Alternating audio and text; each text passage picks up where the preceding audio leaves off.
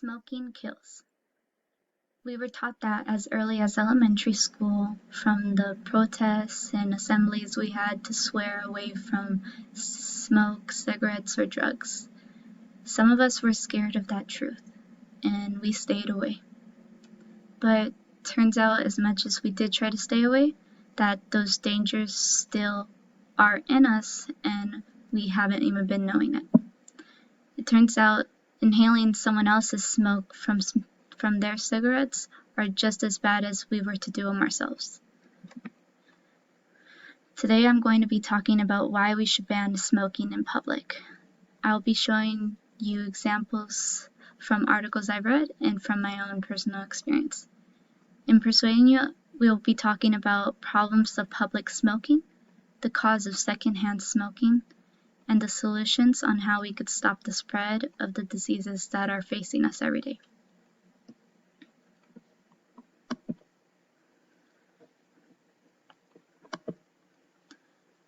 First off, secondhand smoking causes a lot of problems, like heart attacks or cancer to bystanders who choose not to smoke anyways.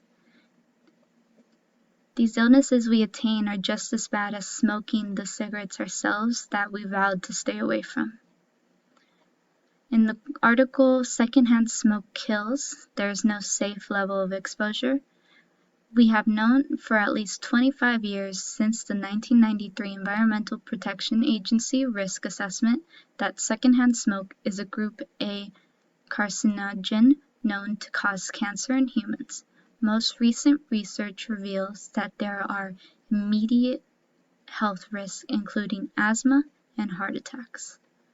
As you can see in the diagram of the many dangers of secondhand smoke, from brain cancer, heart disease, lung cancer, stomach cancer, or bone cancer, that even though we stay away from the things that can hurt us, that even if we are surrounded by those people who choose to do it themselves, we are still at risk. And that's why we need to ban this public smoking in general. Since we just talked about the problems that it caused us, now let's talk about how we are getting these problems in the first place. How people are getting sick.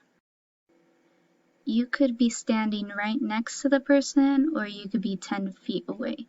Either way, inhaling the smoke of someone else's cigarettes are going to be as harmful as they were anywhere else. No one is safe from the exposure of secondhand smoke.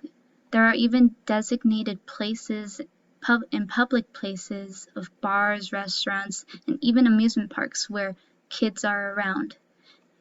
In the article Why We Need to Ban Smoking in Public Places, they talk more about how there are more places that allow such restaurants, clubs, or bars to allow public smoking, when in reality they're only putting their workers and their customers in danger. In such places, they are taking legal actions, like in New York, Ireland, and Norway, in hopes to make it a nationwide project to ban public smoking. In the article Exposure to Secondhand Smoke Among Non-Smokers in the United States, 1988 to 2014, there is no risk level of secondhand smoke exposure. There's no way to hide from it, and no matter how far you are, secondhand smoke will do serious damage internally. Now that we talked about how secondhand smoke is coming towards our direction, now we'll be talking about banning public smoking. The solution is simple. Simply don't allow public places to allow smoking, like the previous dedicated areas where people allowed it. In the article, banning smoking in public places and workplaces is good for the heart. Interestingly, public smoking bans had a stronger effect in reducing heart attacks among women and younger individuals when may be explained, in part because younger people tend to frequent clubs, restaurants, and bars where smoking is a likely part of the social scene.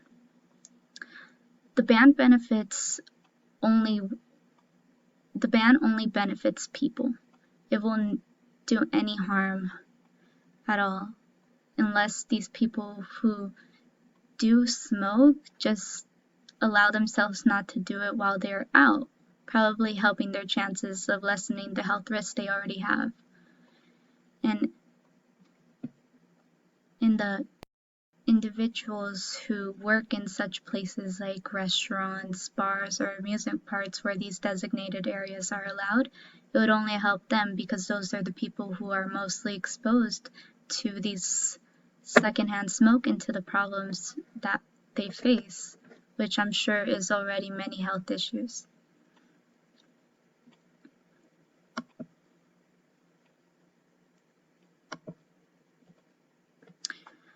So far today, the purpose has been to persuade you to enforce the ban on smoking in public. In doing so, we have discussed the problem, cause, and solution of secondhand smoke, the medical problems of secondhand smoking, how it had to spread, and how we can stop it.